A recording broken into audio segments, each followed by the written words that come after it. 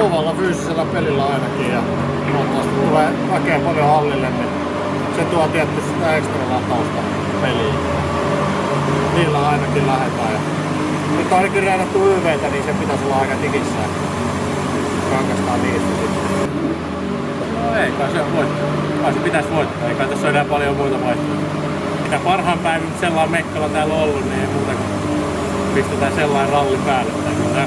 Varmaan ääntä löytyy tosta rytmiryhmästä. Toivottavasti tulee paikalle.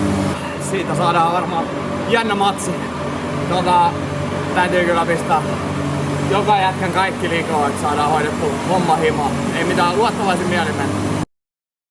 Kuulemma vähän vieraitakin katsomaan, niin tulkaa tekin meidän fanit Sankoin joukoon ja tupa täyteen, kannustakaa kovin, me hoidetaan hommas tiellä.